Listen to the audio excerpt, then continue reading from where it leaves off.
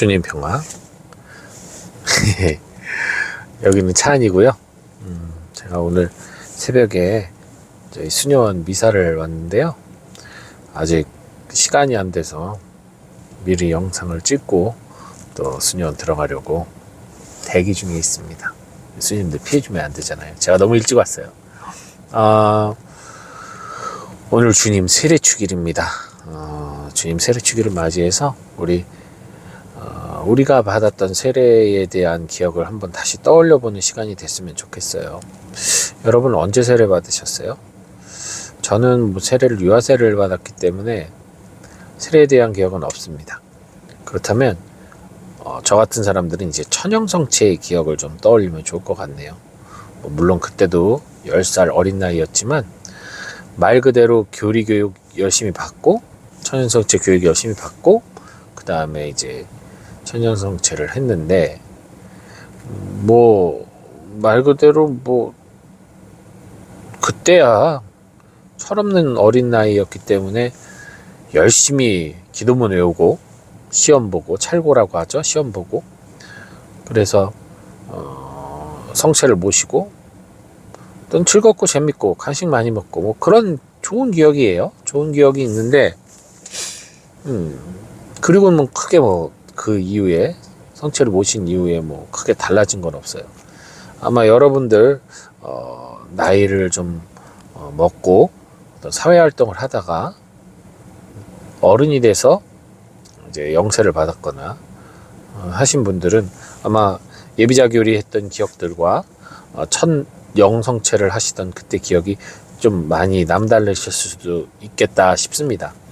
아주 교리교육도 6개월에서 1년 정말 힘들게 하시고 또 세례 받을 때 정신 없잖아요. 여러 가지 연습하시면서 그렇게 하시면서 준비하시고 딱 세례를 받고 이 세례명으로 이름을 불리우고 안수받고 기름도 바르고 그리고 이제 성체를 처음으로 모실 때의 그 감동과 기쁨, 그죠? 기억하시는 분들 계실 거예요. 그래서 그 이후로 세례받기 이전과 이후에 여러분들의 일상생활이 변하던가요? 생각은 좀 변하고 마음 자세가 변하실 수 있었겠지만 글쎄요. 저의 경우는 일상이 그렇게 크게 달라지지는 않았던 것 같아요.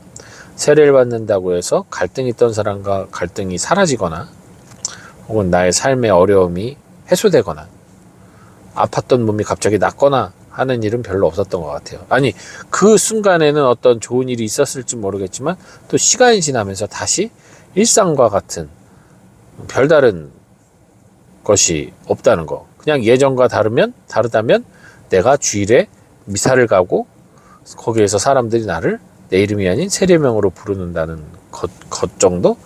바뀌었다면 그 정도. 그리고 또 그 안에서 이제 새로운 사람들과 친교를 이룬다는 정도 외에 글쎄 나의 일상이 그렇게 크게 바뀌지 않는 것 같아요. 그죠? 부부싸움도 그대로 하고 미운 사람은 여전히 밉고 뒷담화 여전히 하고 그죠?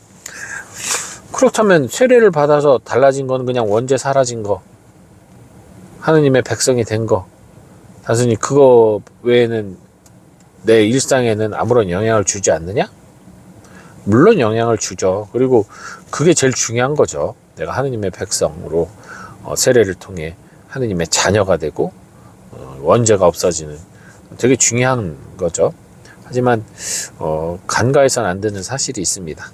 자, 예수님의 제자들이 성서에서는 예수님의 제자들이 세례를 받았다라는 예수님에게 세례 받았다라는 얘기는 안 나와. 이렇게 물려주는 세례를 받았다. 옛날에는 이렇게 침수를 시켰죠. 그런 침례를 하지 않았다. 침례를 하는 내용이 없습니다. 어쨌든 예수님을 따라다녀요. 예수님이 사랑하는 제자들이고 예수님이 제자들한테 사람들에게 세례를 주라고 얘기하시는 걸로 봐서는 유축컨대 예수님께서 세례를 다 주셨을 것 같긴 합니다. 예수님도 세례를 주셨으니까. 그런데 중요한 사실이 거기에 있습니다. 예수님을 만난 제자들의 삶은 송두리째 바뀌었어요. 아시다시피 거의 자신들의 생업을 버리고 예수님의 뒤를 졸졸 따라다녔죠. 그런데 예수님이 돌아가시자마자 어떻습니까? 그들의 삶이 원상복귀돼요. 단순히 원상복귀 되는 것뿐만 아니라 상당히 절망과 시리에 차서 예수님 만나기 전보다 더 안 좋은 상태로 원상복귀를 하려고 합니다. 엠마오로 가는 제자들의 눈도 먼 채로 가죠. 그냥 예수님 못 알아보잖아요. 그리고 베드로도 고기 잡으러 가겠소 하면서 예전에 자신들이 하던 어부일을 하러 돌아갑니다. 뭐 좋다고 따라가고, 그리고 다락방에 숨어 있죠. 두려움과 공포로.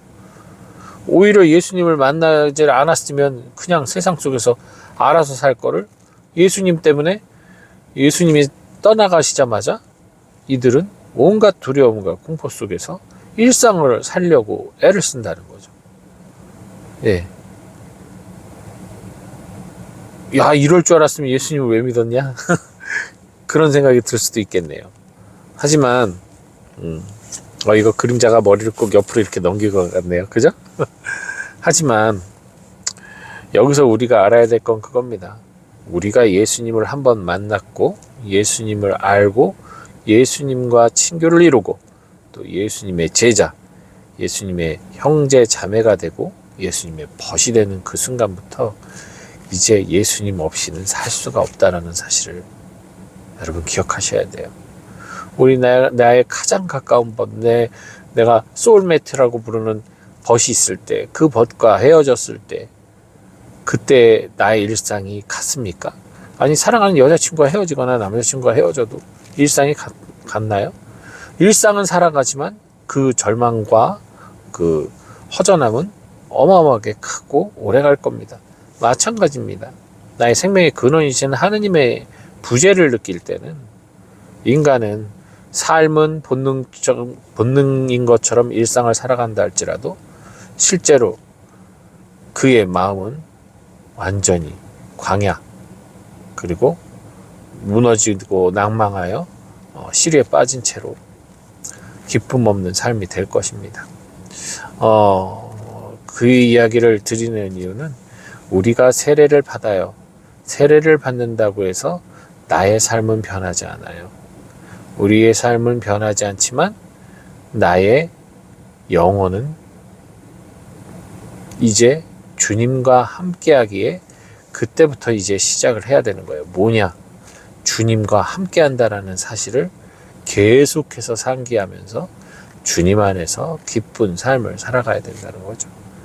즉, 우리는 돌아가신 예수님을 믿는 종교가 아니라 부활하신 예수님을 믿는 종교라는 사실.